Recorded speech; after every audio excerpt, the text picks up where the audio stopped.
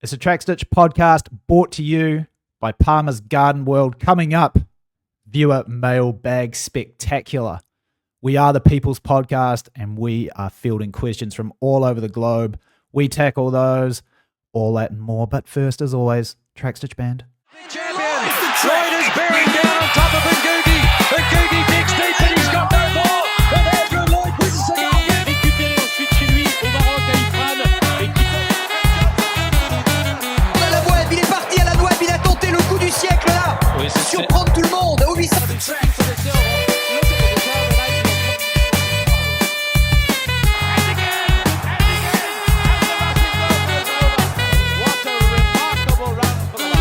Final of the men's 10,000 meters in 19. Not the ball out. Oh, it looks to be. Who else is in the race? The wave is there. The confidence is there.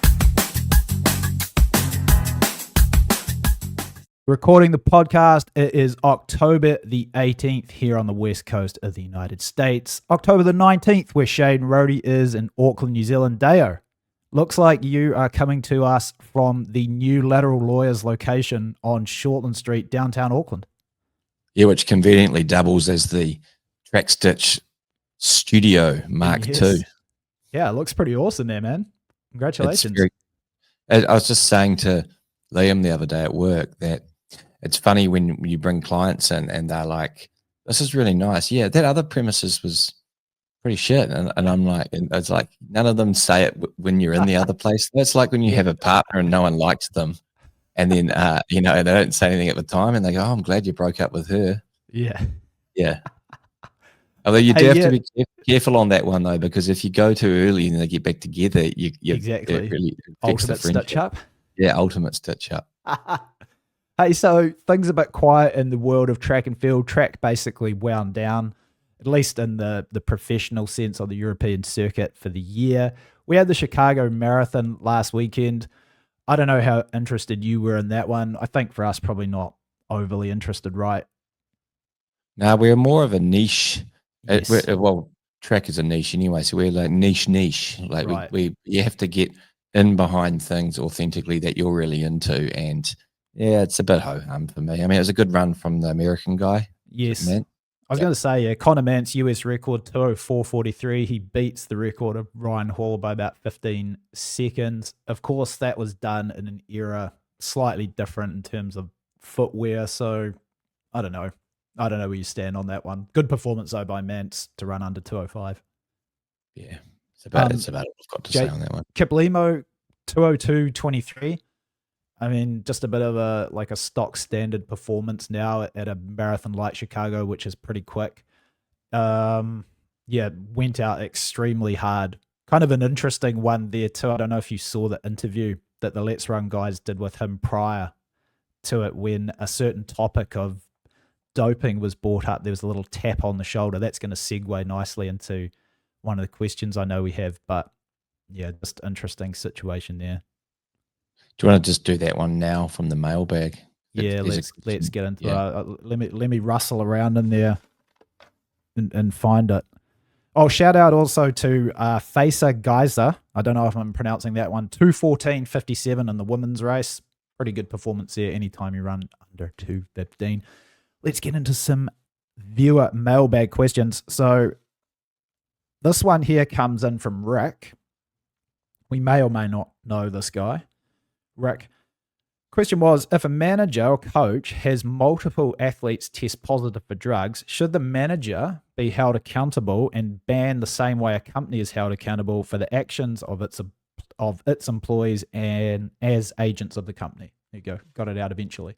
So basically, yeah, I mean, obviously there are a few agents in the track and field world that have had a number of athletes banned, and especially with respect to Chicago Marathon, of course, last year, the sub 2:10 clocking of Ruth Chipentich, managed by an agent who I think notoriously has had quite a few athletes banned over the course of history. That is the question. So what do you reckon, Shane? If a manager coach has had multiple athletes, should they be held accountable as well? Well, the company part's a good question. So explain that one, because it's an evolving trend in company law globally where called systems accountability. And if won't bore all the listeners with the details, but effectively it can be distilled into one principle: is that a company should not be able to hide behind the fact there are multiple layers of decision making, and the fact that it is very difficult to criminally or punitively sanction individuals, because it is obviously a massive burden to put on an individual for the actions of a company. So the courts have looked at it and said we need to be triply sure that this person is without this person and solely this person or this group of people are responsible for the actions of the company doing X, Y, Z. Corporate manslaughter is a good example. But where the law is starting to go is that the society at large is sick and tired of corporations purposefully creating these very grey, opaque power structures where it makes it all but impossible to impugn any liability back to the company. Everyone just puts their hands in the air and says, well, that wasn't my division, or yes, but that got approved by the board, or that happened. And the court's starting to say, particularly in places like the UK and Australia is getting there as well, not good enough. Your company, the effect of your company's criminal behaviour or civil behaviour is actually damaging for society at large, and we don't accept it anymore. Now, if you translate that into athletics and you look at some of these managers with multiple athletes being caught for drugs, it is a bit of a lazy excuse to just put your hands in the air and say, well, I can't control what they do every day. Yeah. The difficulty, of course, is that they can't. So perhaps a happy medium would be just doing it. And it's not great in terms of a principled approach, but just saying, okay, you have 5 or you have 8. That's a lot.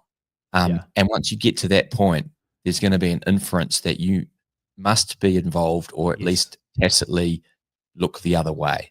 If you have 1 or 2, I get it, because you can't control everyone. If you're doing it for a career as a coach or a manager, this person or that person goes off and takes EPO or does, take some sort of, marginal,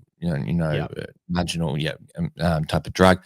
I get that. I could have empathy for the manager or coach in that position. But when you have whole stables of athletes over the years testing positive, to me, it's like we need to do something as a sport to look at these people.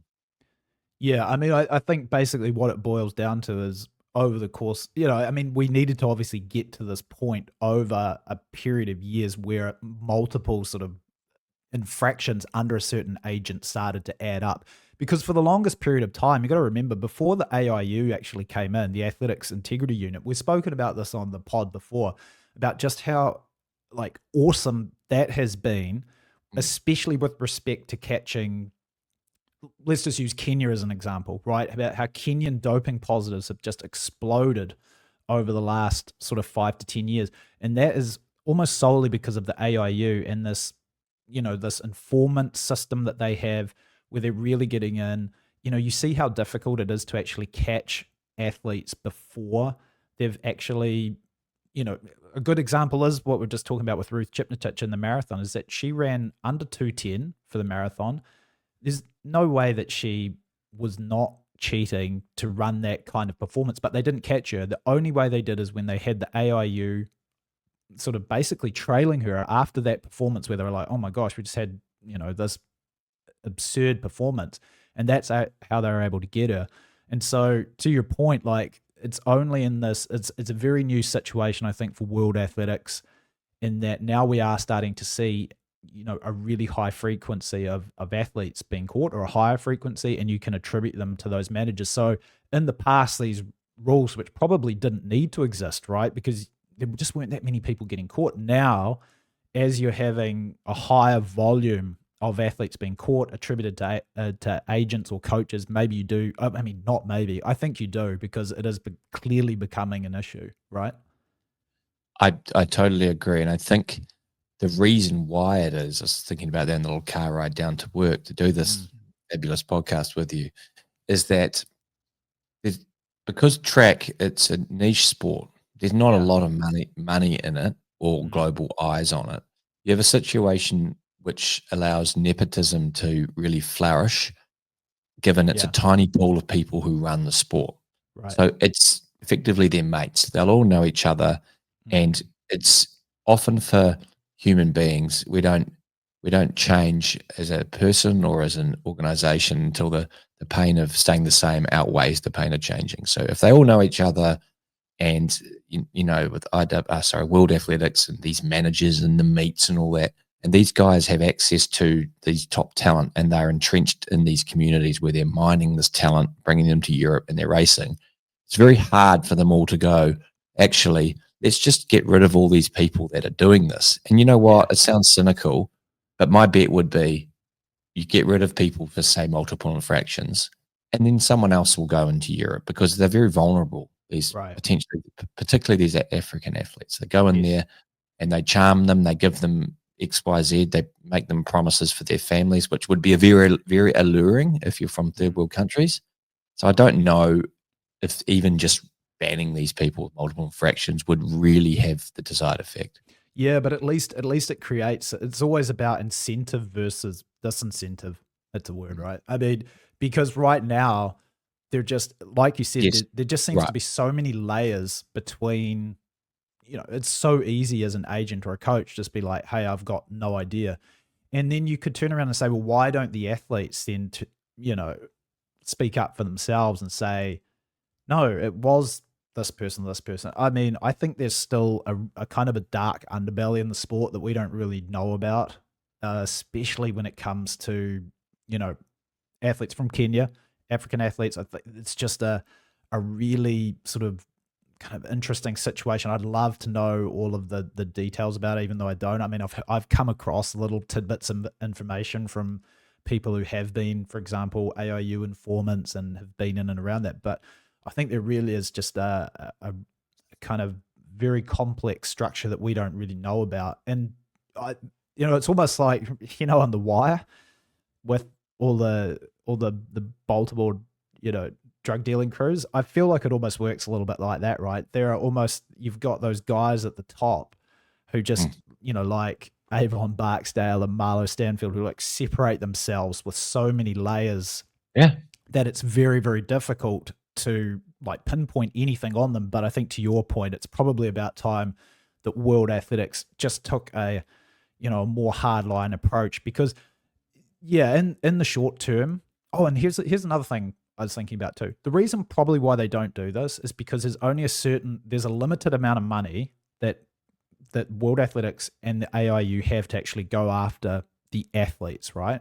So it is expensive to have an informant out there working, actively giving information about, hey, so-and-so is doing this or they're receiving this, you need to test on this date. Maybe they need to actually pivot a little bit and not focus on the athletes, maybe for almost like a 1 or 2 year stretch, and actually focus more on getting to the Marlo Stanfields or the Avon Barksdales, aka the agents or the coaches. And you take a hit in the short term where maybe a few more athletes will actually get away with stuff. But then, you're looking 5-10 years down the track, if you can actually start to change the culture within agents and weed out these guys and get rid of them, it's going to be much better for the sport in the long term, right? This is a rare point, I'm more cynical than you on. I don't think they want to, because people like Lord Coe and his cronies, they are very intelligent, they're very clever and very good with people, and very good EQ at understanding human beings and life in general. So I don't think anyone with the intellect of World Athletics, some of those people running the sport, could look at this situation when we can from our armchairs and go, I don't understand what's going on here. Right. But it would be, given particularly, for example, some of those top managers also manage the big stars. Look what happened to cycling after the Festina scandal. Look what happened to cycling after Operation Poeta. Yeah. So if you went in and went, okay, we're actually going to really put the blowtorch on the sport, you'd have a problem in the sense that there's an overlap between people that really would affect your bottom line. Imagine if Usain Bolt's manager, got sanctioned back in the day. He was the sport for a good decade.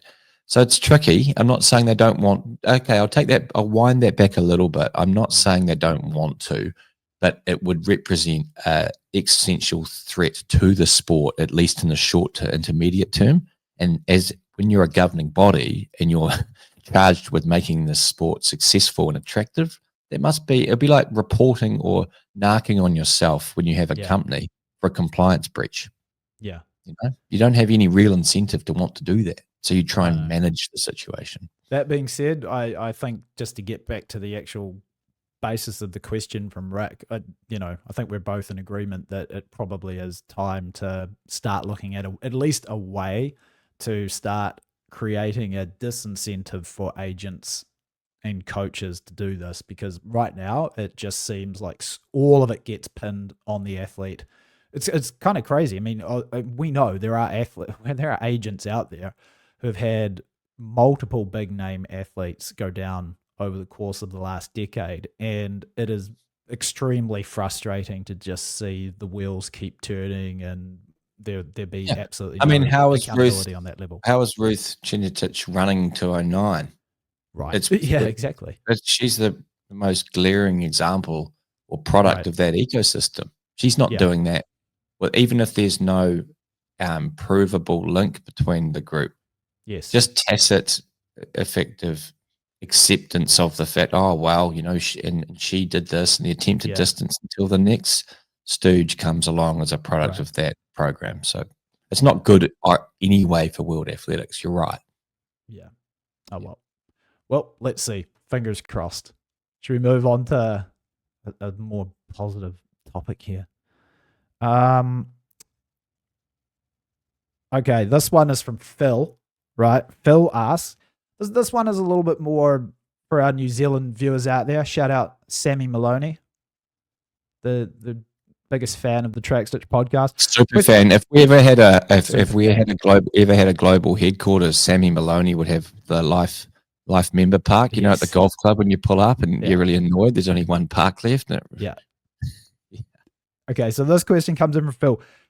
What were your most memorable moments, either as athletes or fans, growing up as junior athletes in New Zealand? Did you have any local heroes, idols, for example? Shano. I think this may surprise you, but the coolest as a kid winding back the clock to like being a 15, 16-year-old, the most awesome athletic performance I saw was when Ben Ruth took apart Adrian Blincoe at the New Zealand secondary schools cross country was it Taradale? Is that where it was? It was sort of in between Napier and Taradale. It was at what was the name of the park? It was just across the road from where my grandparents used to live. I used to train around there, but Anderson Park. And I should have been in that race, but I only got through 2 laps and I was just about last. It was so muddy and I had no strength. I was a super gangly 15-year-old. And I think I'd just discovered smoking and women and all the good stuff. And I was, getting a bit carried away. So the running career was on a bit of a decline for a while there. But I remember watching the last lap, embarrassingly, from the sidelines. And I just looked up to Adrian. It was a great friend of ours, and particularly back in the day, spent a lot of time with Adrian. And he was just winning races around Auckland with impunity. It was incredible. He was blowing away people for like a minute over 6K cross country. And to see Ben Ruth turn up and just hammer him in that last lap and really just, to put the blowtorch on him was, for an 800-meter runner, I'd only ever known as Ben Ruth as an 800-meter runner. And I was like, man, that was really impressive. And Adrian, because Adrian had won the senior boys cross country title, was it the year before? He won it in the 5th form, and he wasn't as good. He was like 35th in the 6th form. Okay. Somewhere down south. And then he was awesome again, though, pre-season, like Auckland cross country season. He was like better than he was considerably than 5th and 6th form. So he was like, in Auckland circles, it was like, he's the guy. He's going to smash everyone. And then Ruthie in national circles as well, too. Like, I mean, I obviously knew that Adrian was the absolute stud of cross country, and he was the favourite for that one. Of course, Adrian's still national 5,000-meter record holder outdoors. Yes. And I'll give you a hot. Sorry to dominate this particular part of the conversation. Then I'll shut up. Give you a hot take though. Yeah. Adrian would have beaten him if it was a harder ground, because he was a better distance runner than Ruthie. But that was you ran the race too. I remember Yes. you were like I 60th was, or something. I was right? 49th. 49th. 29th. I Because he, barely ran 4 minutes per K. For, yeah. was it 6K? 6K, right? Senior boys cross country?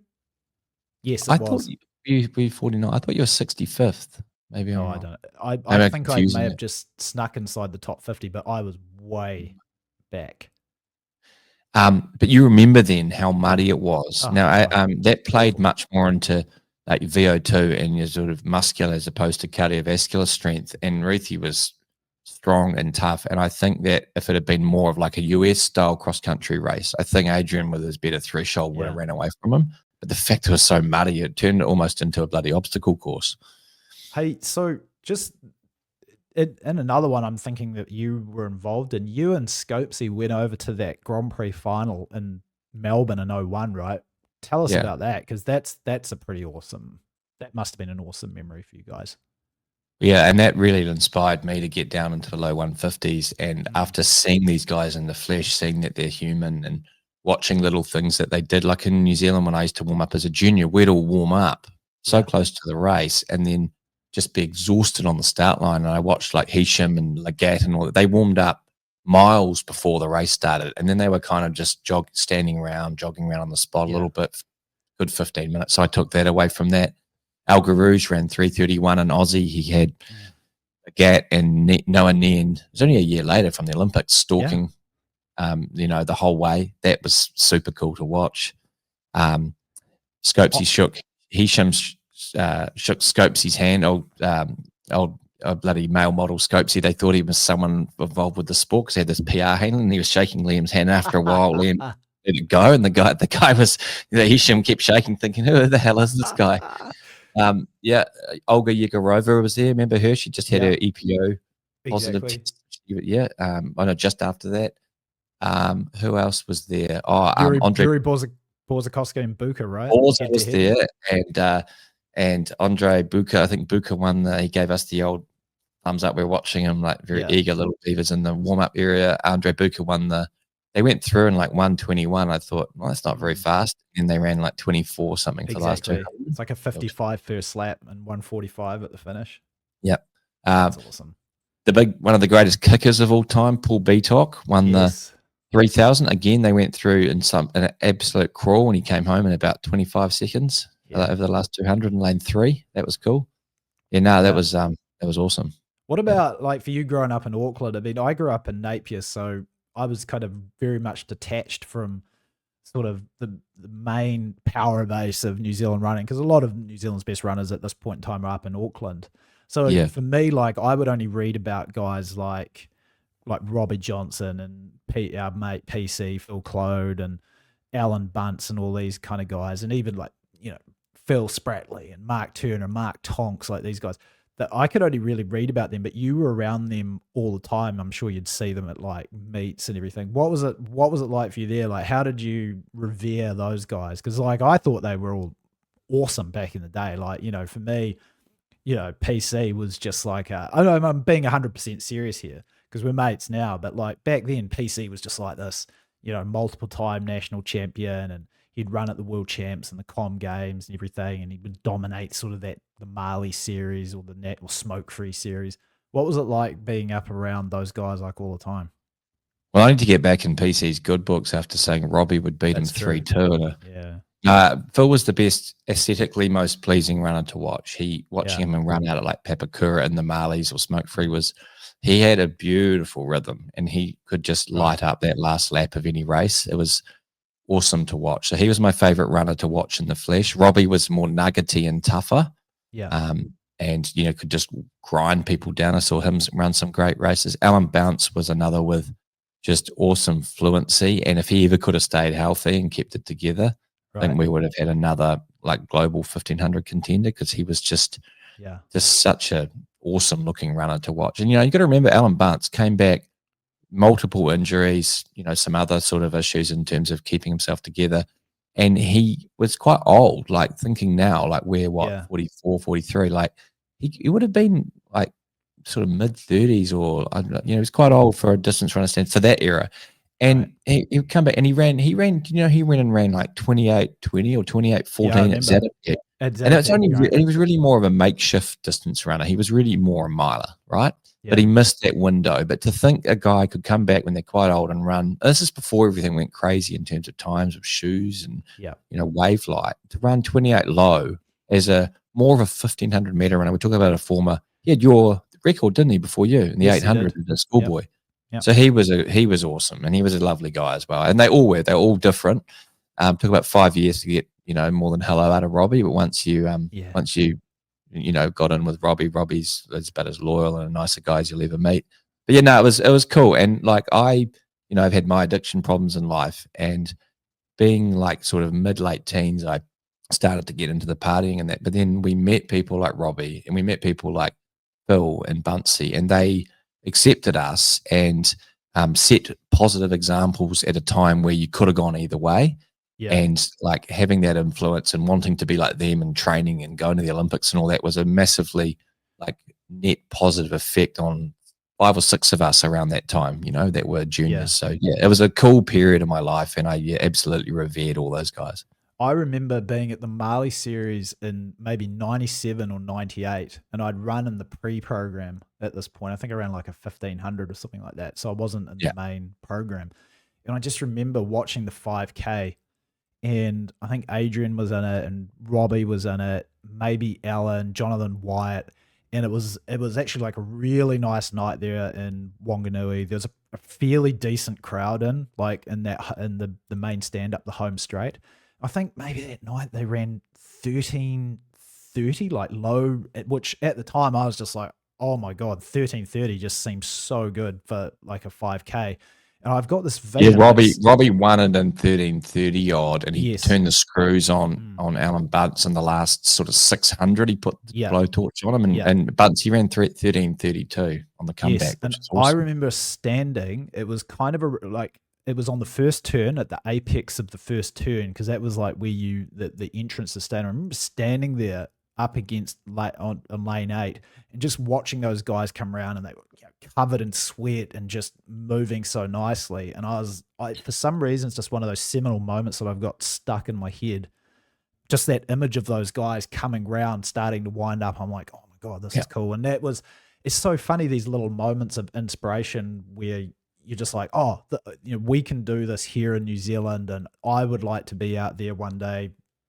Yeah. In an 800, barreling around that top turn on the way to running, 147, 148 in New Zealand. And I tell you what else I remember too. I remember Sean Farrell running 146 in Wanganui back in like maybe 97 as well. And that was Farrell's sort of big coming out party then, because he'd been a 400 meter runner up until that point, primarily, World Junior finalist. Oh, did he maybe even get a bronze at World Juniors over the 400?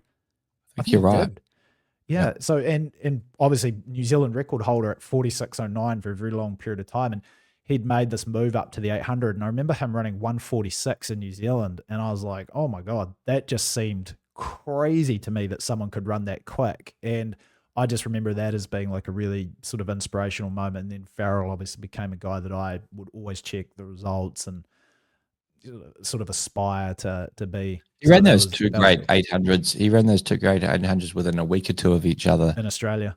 Just after that, in Australia, those two 145s. And he beat Patrick Inderuri, had run 142.6, and he beat Kim Utai, and he beat a slew of top Grant Kremer, Chris McCarthy. Yeah. It was awesome. He ran like I think he ran 145.54 in Sydney, and then 145.45 in Melbourne. So I just sort of remember the numbers were flipped around, and that was pretty inspirational for me as a young guy. So yeah, it was cool. Like great memories back in those days.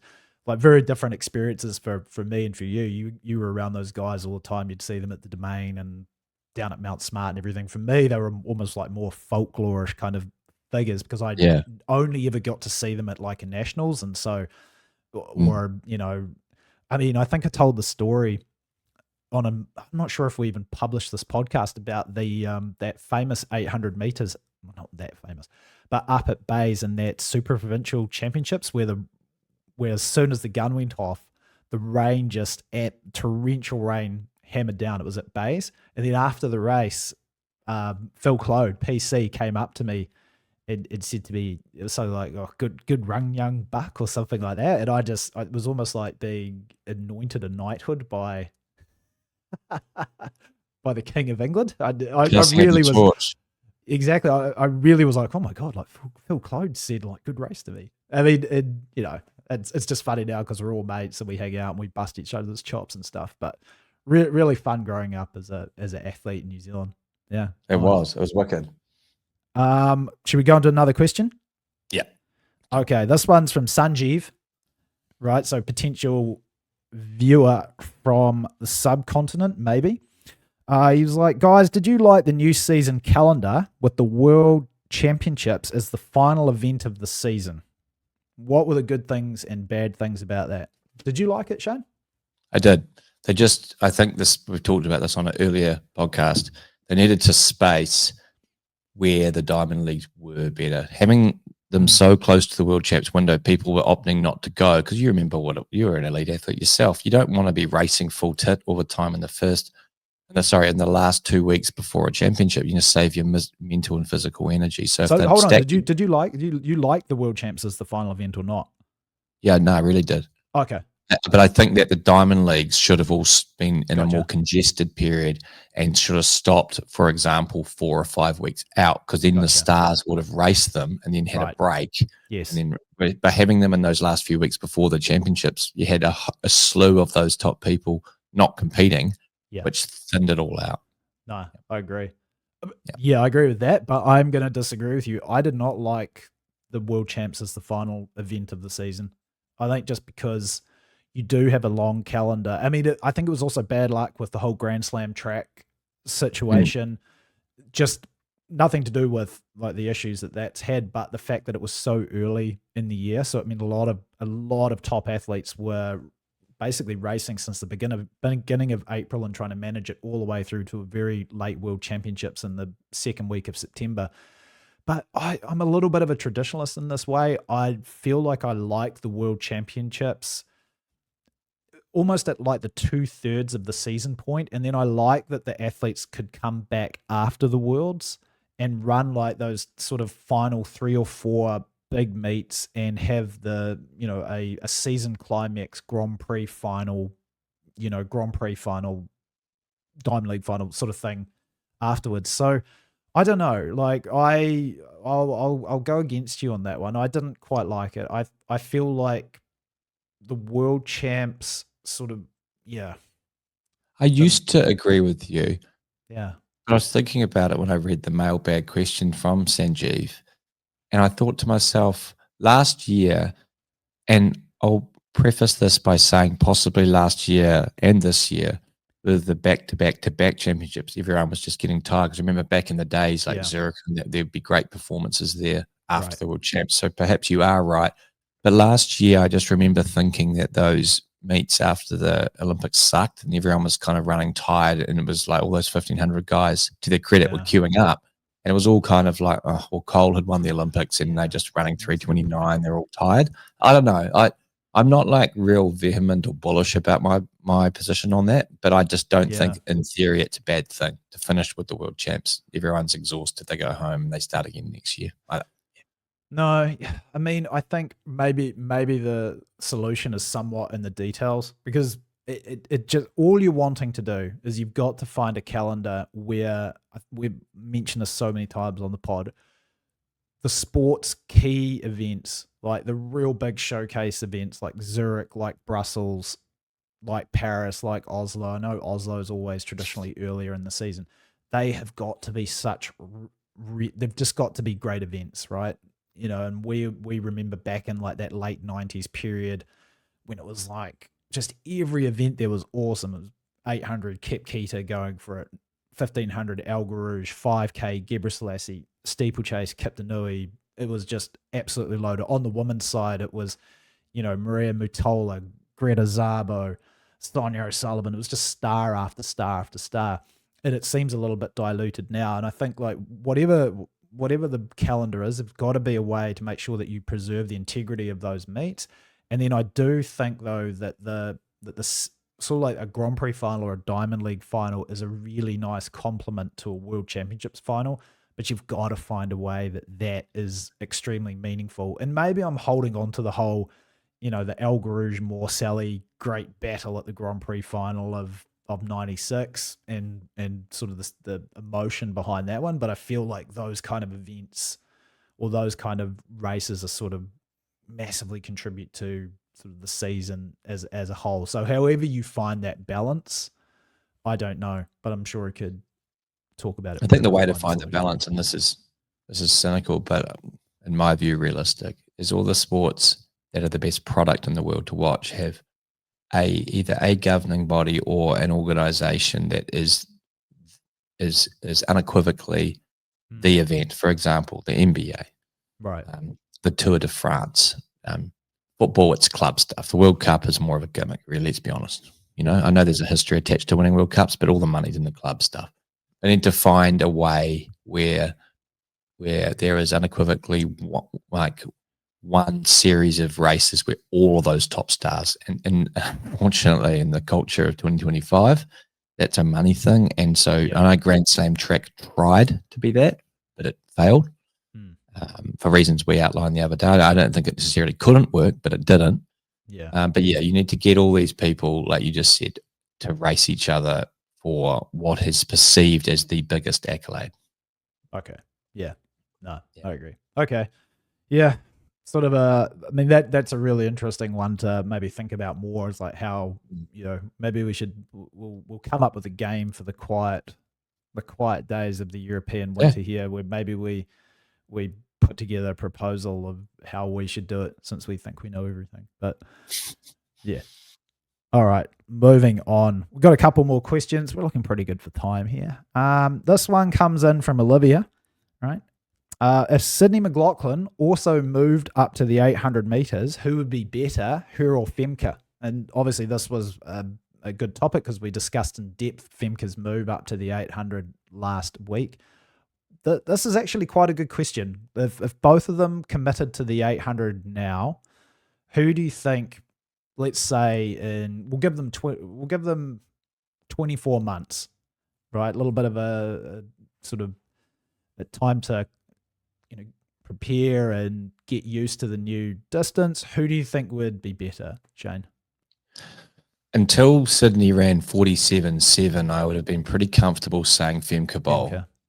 But running 47.7, which is the world record, yeah, it is really. And that's an uncontroversial assertion. Yeah. So given she's the world record holder in real terms over 400 meters, she has obliterated everyone, including Femke, over the 400 hurdles. Despite the fact she is punchier and has more, I would say, top end than Femke, she's also the world record holder in the 400 hurdles and should be the world record holder in the 400 flat. So she's one of the greatest athletes of all time. Yeah. She's got beautiful running form. She's just better than Femke. The other side of the ledger is Femke has a physique and a technique which suggests she's using more strength and speed in the 400 hurdles. So on that vector, and we don't know what's under the hood in terms of the plumbing of each athlete. Could Femke be better? Yes, but if you gave them both 2 years and said pin, everything on being, a head-to-head three race series over the 800. Oh, that's so tough. It's a good question, right? Yeah, it's a great question. Hey, listen to this one. Listen to this one. I was told, this very good little insight here into Femke. I was told by a very prominent 800 meter coach globally. Did I mention the 200 workout? No, not specifics. Listen to this one. I heard that this coach had witnessed Femke training and saw her run 20 times 200 meters in 36 seconds with a 30-second recovery. And the comment was she was just jogging. That's pretty impressive, right? How much recovery? 30 seconds. So essentially it's like just a turnaround jog. It's 3 minute per K pace, obviously. So it's 72 second per lap. But that's pretty good, right? Just my humble background for the viewers that don't know, I'm a 152 flat man from about 120 years ago. You see, unless she's in the early stages of that curve, because you were so much better as a 146 man, perhaps it's not as relatable for you as it is for me.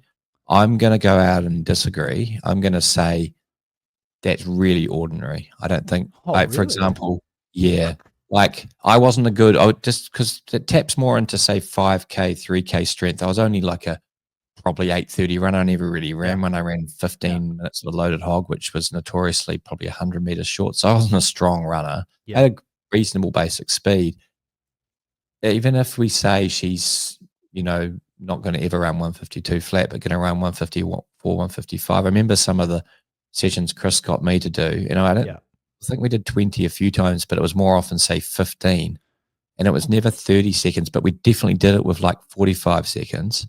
And 30, 31 was like, it was a piece of piss. And you could run the last few in like 26, 27. It wasn't hard for someone who's like so to run 36 second speed, I just am not that impressed by that, given the top woman these days run 1 to 14 and very ordinary sort of journeyman NCAA woman run 15:30. I think it's the workout of a 16-minute 5K runner, which isn't terrible for a 400-meter runner. I agree with you. Yeah. But I just don't think it's like this wow factor that's like, if you said she was running 32s or 33s, I'd be like, whoa. I mean, off 30 seconds recovery, that would be an exceptional workout. But she's running effectively, what is it? She's running 15-minute 5K pace, 4K worth of reps with rests. I just think it's okay. Put it this way, I don't think it tells us a lot. Like, if you told me she did it, I'm like, okay, she did it. If you told me 33s, I'd be like, whoa. Yeah. I mean, I don't know what she may have finished those reps. I mean, the question is also as well, like, what was she actually capable of? Like, maybe she's running, the comment was also she was just jogging. Here's another question for when with jogging, I think it just means that she wasn't absolutely maxing herself. So maybe there was more there. I slightly disagree with you. I think it's quite a good workout. Do you know the answer to this? Yeah. There's an absolute world of difference between that workout if you're continuing to jog at sort of 330K pace or 4 minutes. You know how you do a session like that and it's effectively more fart, like you finish the rep, you keep jogging, keep your heart rate up and then go again. Because if she was doing that's actually really impressive. But if she was finishing the rep and kind of stopping and then doing that, you know how we jog on the spot thing? Then I don't think it's that great because there's a marked difference between keeping running. Well, yeah, I think it's pretty good. I mean, what it points to, I mean, I think we're going to ultimately find out. But back to the question, I mean, one thing that's really interesting with respect to Sydney McLaughlin is you got to look at who holds the current world record holder. Current world record in the women's 800 meters, right? And what the profile of this athlete was, and irrespective of what we believe Ms. Kratovic-Lova may or may not have been taken or speculate. She was, a lot of people forget this, the world 400 meter record holder at 47.99, right? So it does kind of point to, at least on the women's side, if you want to get down to, running a really quick 800, you do have to, it lies a little bit more on that 400 meter side. And Femke Bol is an excellent 400 meter runner at, 49.5 indoors. So probably capable of maybe running, 49 flat, maybe just under 49 seconds outdoors in the high 48s. But she's not capable of running 47.7 like Sydney McLaughlin is. So do you remember Sydney McLaughlin when she was at college briefly? Yeah. I remember seeing her run like those indoor 400s, and she was so much leaner. She's obviously trained for the 400 for sprints. Yes. But she was beautifully lean, and she had that beautiful, like raking sort of almost 800-meter runner gait when she'd run like on the track, on the indoor track. She looked like a top 8. She had that beautiful like rhythm. So if you gave them hypothetically 2 years and she got leaner again, it's not impossible. Yeah, I mean, she is, unfortunately for Femke, that's probably just more talented. It is why Femke's going one of the main drivers, I would think, to the 800. She's just better. She's one of the great athletes of all time. So it's tough to give it to Femke, but. So you are taking SML there? Yeah, I would. Would you? Yeah. It's tough one for me because I definitely see some. I feel like I know you don't rate that workout maybe as highly as I do. I think it points to something good, like good threshold ability, or that's definitely a threshold workout. It's not an anaerobic power workout or capacity workout, anything like that. I mean, it's probably not the kind of workout that right now Sydney could do, just because she is clearly a more sprint based athlete. She's very, very quick over 200 meters as well. She's a well under 23 seconds over 200, probably under 22.5 as well. But yeah, I mean, it's tough. I think probably I may have to agree with you here, just based on also the fact that the current women's 800 meter world record holder, by whatever means, was also in the same realm of speed. So that seems to be the number one underlying prerequisite maybe for women here if they're going to run extremely fast over the 800. And also I remember, did you go to that when Joachim Cruz's coach came out? Yeah. They talked about, like 800. Joachim Cruz came out as well. Sorry, Joachim came out. Came out, yes. Yeah. Like, so they're talking about how much strength plays into the 800 versus all the other distance events. And it's in physical strength and his drills routine and his lifting.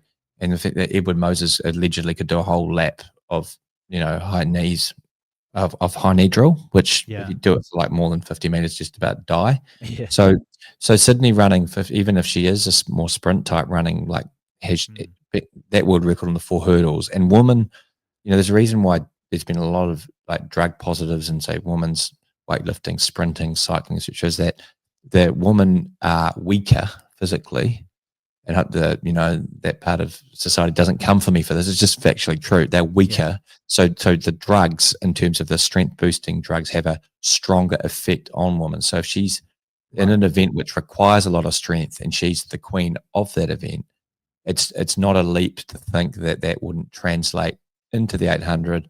But the biggest reason I have my gut says Femke body type and the way she runs could be better of 800, but she's not proven either. So if you knew, for example, she'd run 124.8 in training or something with very little actual specific, you'd be like, okay, well, of course, look at her body type. It's easy to do it after the fact, but the fact they're both unknown, I would go with SML. All right. Yeah, I might. I want to play devil's advocate just for the podcast, but I think I might agree with you there. So we got one more question here. It is about the 800 meters. This one comes in from Sammy. Could be Sammy Maloney, might not be. Could be a different Sammy. He's like, you guys talk. He definitely is. He says, you guys talk a lot about the 800 we just spoke about on the women's side. Talk a lot, stop. This is a good one. This is a pretty just general discussion one. Who's the greatest 800 meter runner ever? Shane Rohde. Well, you and I have had a lot of back and forth on this, so this is sort of airing a private grievance, private debate. I think it's Rhodesia, and I know your mitigating factors. I know the whole argument that, but for the citizenship issue, he would have trounced Wilson Kipketer would have trounced everyone in '96. But even if he had, and I don't disagree, he would have trounced everyone in '96.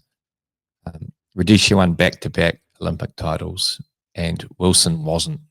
I know he got malaria, but that's life. And if we're looking at Rhodesia's resume, we're looking at the fact that he won from the front in a world record, still arguably one of the greatest Olympic, if not track performances in history, with no pacemaker.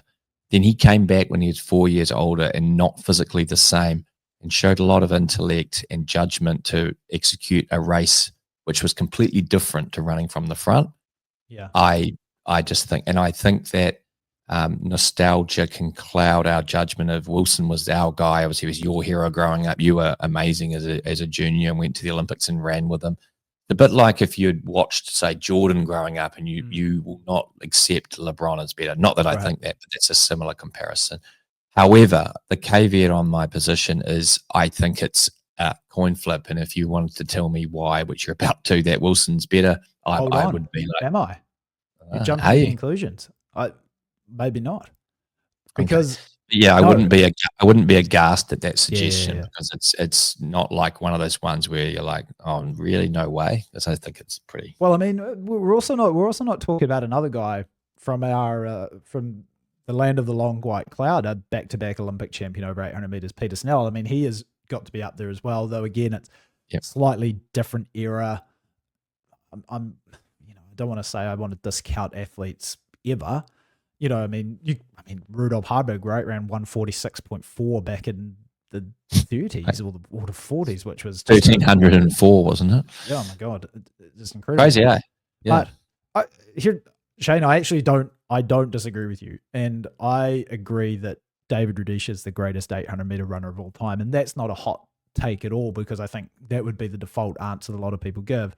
Because I don't think you can really get around back-to-back Olympic 800-meter titles in this particular era. You can't get around running. I mean, it is in the sport, the holy grail of athletic performance is to win the Olympic Games and run a world record from the front in whatever manner, right? Like you basically cannot do any better than that in terms of circumstances. And he did it in this incredibly famous race and in spectacular fashion.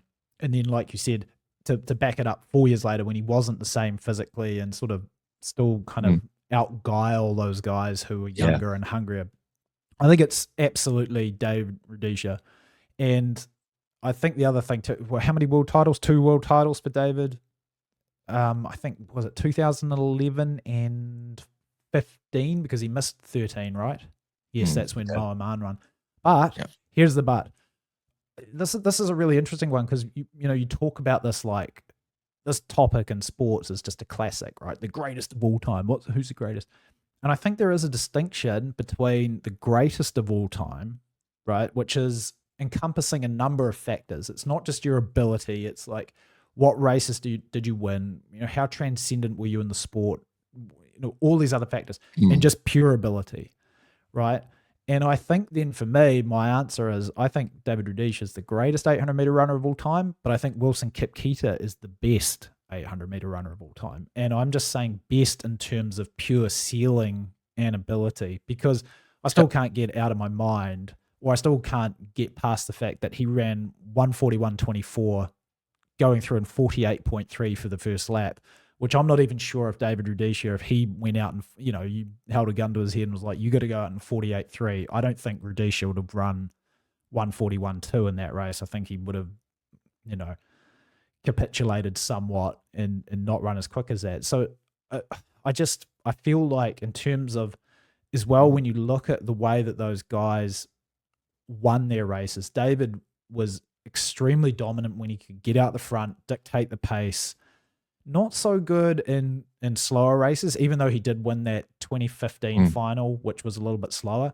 But Kipketer, like Wilson, just had, I think, a much bigger toolkit and bandwidth. Like you saw, the 95 final where he runs at the back of the field through really slow and just rips off like 11.8 for the final 100 and runs 145.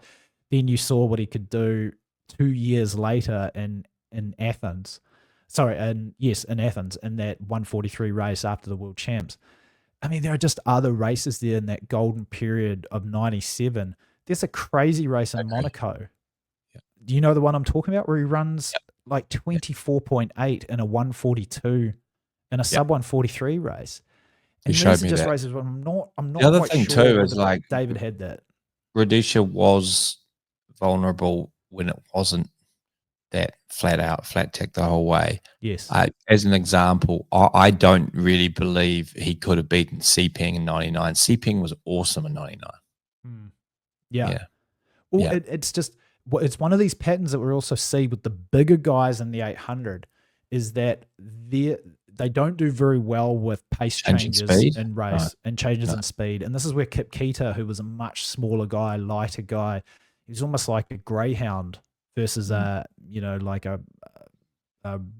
racehorse, which Rudisha was. That's the way I would describe it. And I know myself as a bigger guy, as a bigger 800-meter runner, I've now really realized that one of my downfalls, or one of my weaknesses, wasn't changing pace a lot in races. And actually, when I ran my best races, it was when I could make one sustained move in a race. Usually it was down the back straight for me. That was how I won a lot of races as a junior and as a younger athlete. But when I got into these races where the pace was up and down, just as a larger muscled athlete, it didn't suit me. And I think that was just where the advantage was for Wilson. So I I actually believe this greatness versus best argument is something that applies across almost every sport, right? Like you could make the case in golf. Maybe Jack Nicklaus is the greatest golfer. Look at LeBron and Jordan. I actually think LeBron is a better overall player than Michael Jordan. I think he can do a lot more. Whereas Jordan's a greater player, and he's got the accolades to back it up. It's a better scorer. He's the guy I'd want the ball in his hand in the last dying seconds rather than LeBron. But LeBron can do everything. Yeah, and just to that, without pivoting too much, but we're a multi-sport podcast here. We've got knowledge in other sports, not just track and field. We're not that niche. But to that argument, it's like you look at what Jordan was able to do with creating a culture in a singular franchise, and the players that came into that. He was the only player that could corral Dennis Rodman, right? Yes. People say, "Oh, Jordan wouldn't have been anything without Scottie Pippen," but how do we know what Scottie Pippen would have been if he had been traded one place? If he'd been drafted one place earlier to the Indiana Pacers instead of the Chicago Bulls? We don't really know.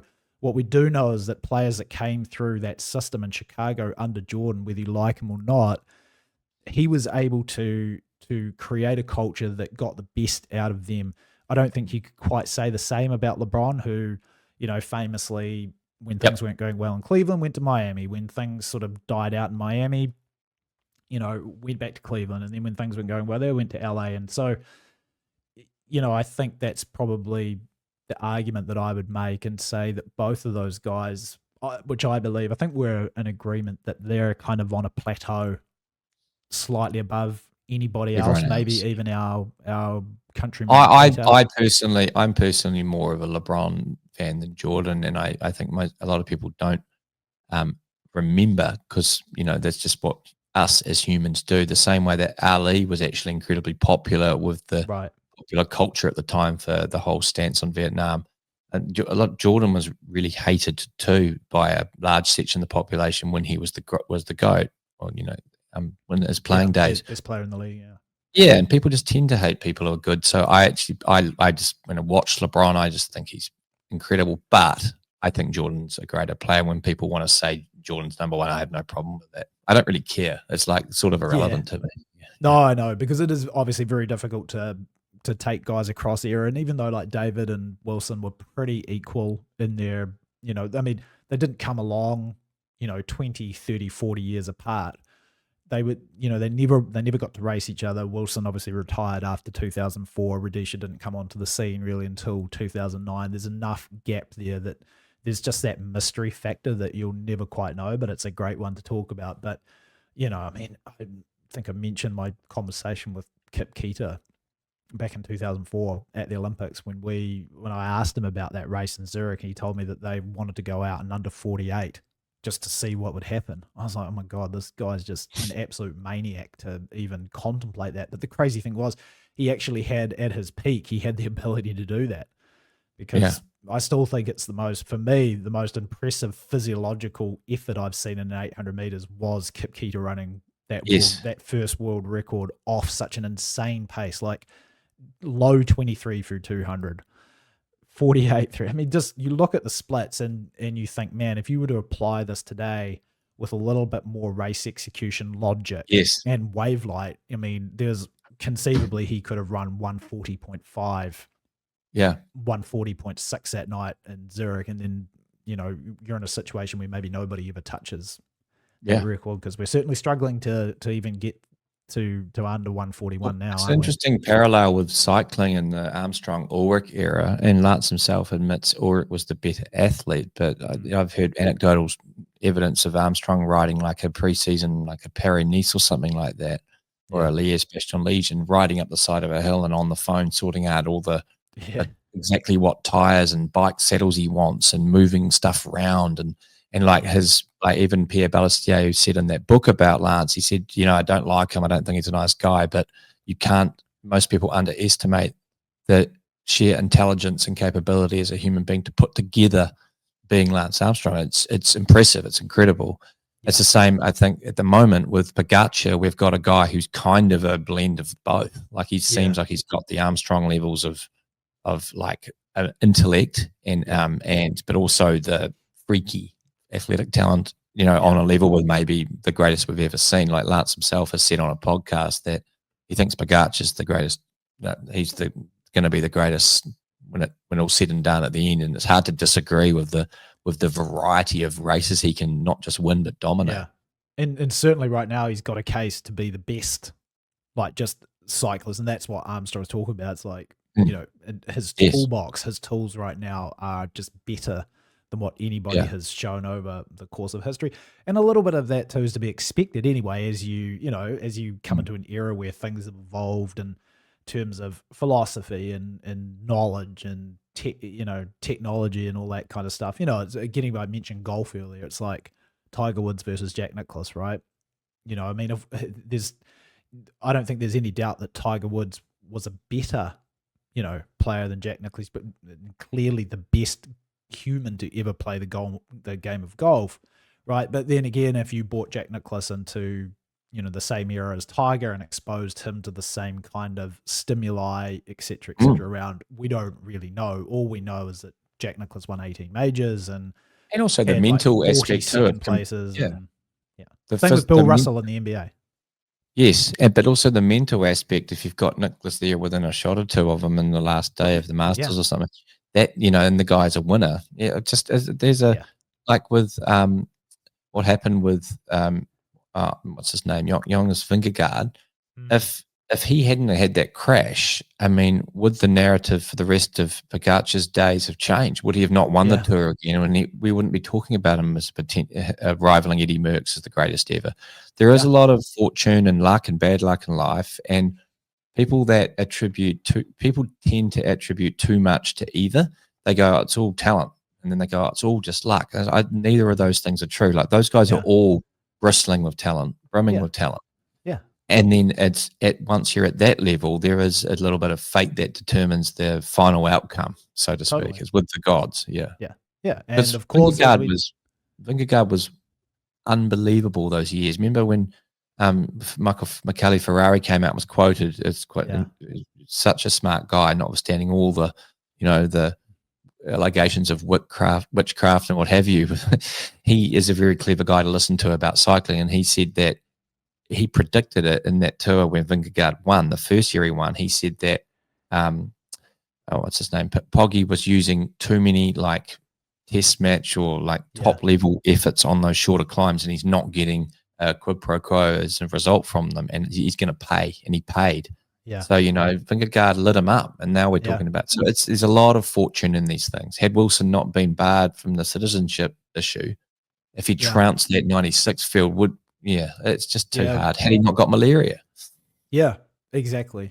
And as we know now more than ever, we're starting to learn and have to accept multiple things can be true at the same time. And look at old Wilson. That's what makes Rhodesia so great, though, and Co with his 1500 back-to-back, Lance with his 7 titles. It's like the ability to the timing. They actually did it. And they did it despite all the vicissitudes of life. They won. They did it. Yeah, and exactly. You cannot detract for that. No. And doesn't matter who's better or greater or more ceiling. It's they did it. Yes, they did it. All right, awesome. Well, good wrap. Mailbag is over. Thank you very much to the people who earnestly make the effort every week to write in Sanjeev and Olivia and Sammy and Phil and Rick. Yeah. Awesome. Plans for the rest of the day? Sunday afternoon, Shano? I've got to assemble some chairs in the new office, which is not really my, as my former flatmate, you'll know it's not my skill set. Liam's done just about every other piece of furniture in here. I'm going to feel like a real twat if I don't do anything. I'm going to go for a run up in Forest Park with my good friend Jordan Donnelly. That's not Jordan Donnelly there, even though it does look like him. That's Steve Ovett. But yeah. I'm going to go for a run with Jordo as he's freshly moved to Portland. So we're going to go up into Forest Park and I'll beat up on him in the trails up there. I'm looking forward to going for another run there in the future. It was wicked. Oh, anytime. You're welcome. Yeah, all right, mate. Beautiful. Well, should we call it? Let's call it. All right. Good chat. And we'll be back, I guess, in a week with something else. At People's Podcast, we will figure out some way to entertain the people. Shane Rohde, thank you as always, and we'll catch you guys next time on the Stitch. Peace. Peace out.